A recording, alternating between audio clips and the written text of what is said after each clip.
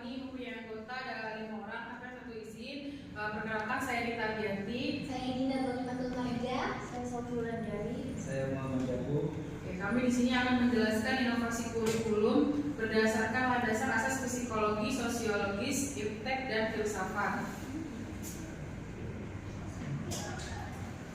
Nah, kenapa sih harus menjelaskan itu? Nah, tujuannya yaitu untuk memahami pengertian konsep inovasi kurikulum berdasarkan asas psikologi, sosiologi, iptek, dan filsafat. Yang kedua, memahami manfaat inovasi kurikulum. Dan yang ketiga, memahami contoh dari inovasi kurikulum berdasarkan asasnya. Jadi ada konsep pengertian inovasi kurikulum, yaitu dari kata inovasi sendiri di sini pengertiannya pengembangan ide baru atau perubahan positif dalam produk atau proses. Nah, jadi di sini ada inovasi, yaitu adanya proses dalam mata pelajaran yang nanti akan dipelajari di kurikulum tersebut. Nah, kurikulum sendiri itu adalah rencana pembelajaran yang mencakup tujuan, materi, metode pengajaran dan penilaian dalam suatu program pendidikan.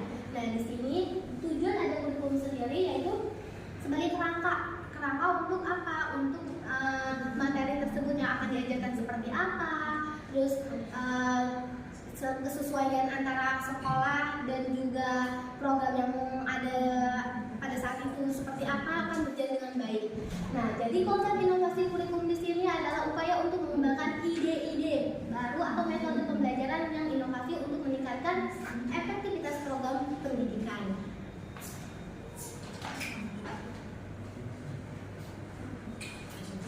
Oke, di sini ada konsep pengertian 4 asas. Yang pertama ada psikologi, yaitu menyelidiki bagaimana pembelajaran dapat dilakukan dengan perkembangan psikologi siswa, termasuk teknik-teknik pengajaran yang memperhatikan gaya belajar individu dan motivasi intrinsik siswa. Dan yang kedua ada sosiologi, yaitu di mana memeriksa bagaimana kurikulum dapat mempromosikan pemahaman sosial dan keterlibatan masyarakat, mengintegrasikan pembelajaran kolaboratif, serta bagaimana pembelajaran dapat dilakukan dengan perkembangan psikologi siswa, termasuk teknik-teknik pengajaran yang memperhatikan gaya belajar individu dan motivasi intrinsik siswa. Dan yang kedua ada sosiologi, yaitu di mana memeriksa bagaimana kurikulum dapat mempromosikan pemahaman sosial dan keterlibatan masyarakat, mengintegrasikan pembelajaran kolaboratif, serta mempertimbangkan peran budaya dan nilai-nilai dalam proses pendidikan.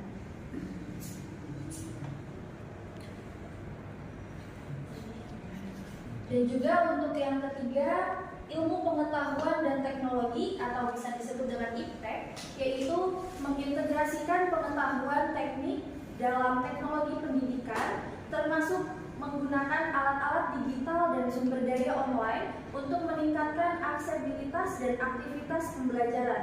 Dan yang keempat ada filsafat, yaitu menganalisis tujuan dan nilai-nilai pendidikan yang ingin dicapai, termasuk etika, keadilan, dan kemandirian siswa, serta mengembangkan kurikulum yang mencerminkan pada hidup yang holistik dan bertanggung jawab.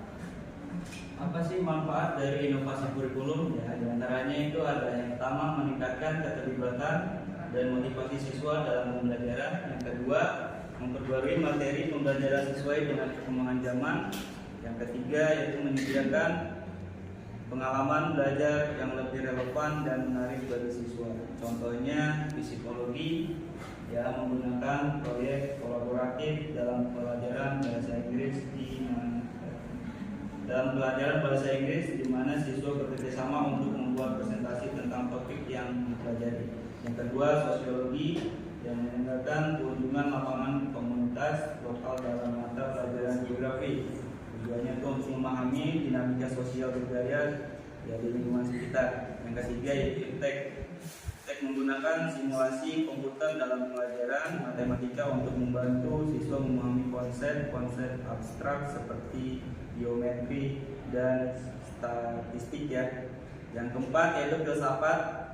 yang menerapkan diskusi kelompok dalam mata pelajaran sejarah untuk membahas nilai-nilai moral yang mendasari keputusan sejarah yang dibuat oleh tokoh-tokoh terkenal.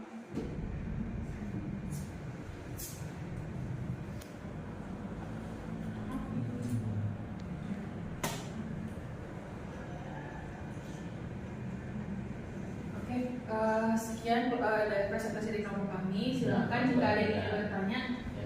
Gantian di sebelah sini mungkin ya Pak. Sebelah sana. Kalau tidak ada bertanya di sebelah sini. Saya Pak. Di sana tidak ada. Tidak ada. Dia tadi tuh angkat tangan.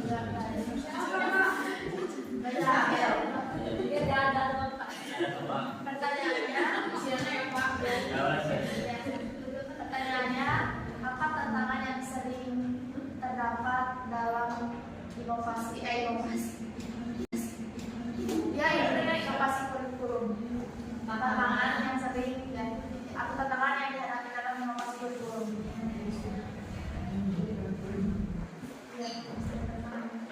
Oke, akan dijawab oleh teman saya Dina. Oke, sebelumnya mohon maaf jika ada bahasa yang kurang tepat, tapi di sini menurut pendapat saya tantangan dari inovasi kurikulum yaitu pada saat ini biasanya terkadang guru tersebut sulit untuk apa? Untuk mempelajari dengan adanya teknologi saat ini, sehingga apa? Inovasi di sini kan adalah proses menciptakan apa? Proses menciptakan ide-ide baru, yaitu dimana caranya dengan adanya teknologi dan perkembangan zaman, yaitu menurunkan pelajaran tersebut dibarengi dengan apa? Dengan adanya teknologi tersebut, sehingga itu tantangan dari guru untuk guru, maksudnya untuk guru agar apa? Agar teknologi tersebut digunakan sebaik mungkin untuk pembelajaran.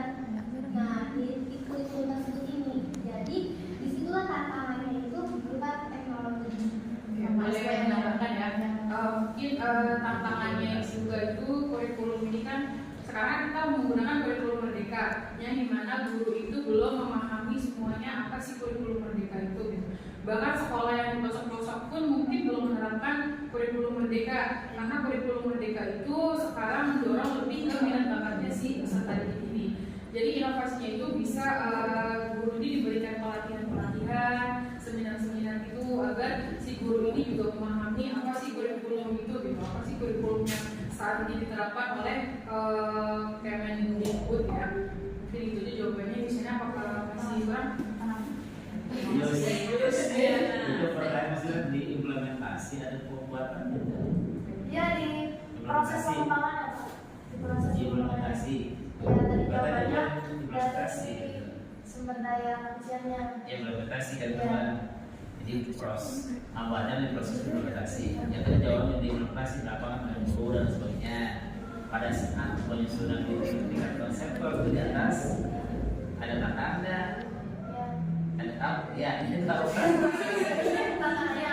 Nah penyusunnya dia kan tadi kalau dari diskusi ini kan itu kan tahap implementasi. Ini guru sudah berbuat, kemudian tadi guru merdeka, guru kan masih belum memahami. Berarti ini tahap implementasi kan? Tuh. Nah, kalau tahap pembuatannya prosesnya inovasi itu sendiri. Ada tantangan nggak?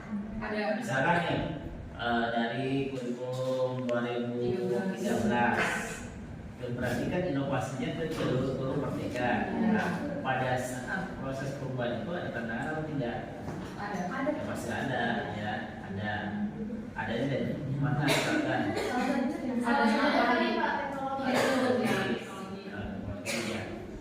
Pasti sih ada, baik dari teknologi maupun tantangan yang dari biasanya kita menggunakan kurikulum 2013 sudah nyaman, tiba-tiba rasanya ada tantangan untuk bayangkan banyak faktor, banyak perubahan apa yang menjadi tantangan di dalam inovasi kurikulum ya. Tapi kan tujuan utama beberapa daripada inovasi kurikulum itu untuk apa? Untuk menyempurnakan, tidak menyempurnakan pada kurikulum sendiri. Oke, bagus. Oke. Baik, aku akan bacakan kesimpulannya, yaitu Inovasi kurikulum berdasarkan landasan psikologi, sosiologi, impact, dan filsafat adalah bahwa dalam merancang program pembelajaran penting untuk memperhatikan beragam cara belajar siswa dan nilai-nilai sosial yang ada. Dengan memanfaatkan teknologi dan mengintegrasikan pembelajaran, karakter kurikulum dapat menjadi lebih menarik dan relevan bagi siswa. Hal ini membantu siswa tidak hanya memahami materi pelajaran, tetapi juga mengembangkan keterampilan sosial dan karakter yang diperlukan dalam kehidupan sehari-hari.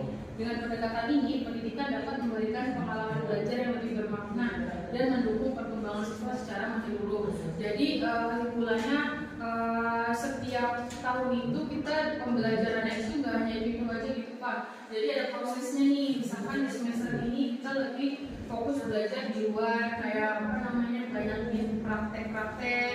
Terus nanti kalau semester 2 kita sudah ke teorinya, materinya, lebih banyak belajar di dalam kelas. Baik, sekian dari kelompok kami. Mohon maaf bila ada kekurangan. Selebihnya, wassalamualaikum warahmatullahi wabarakatuh.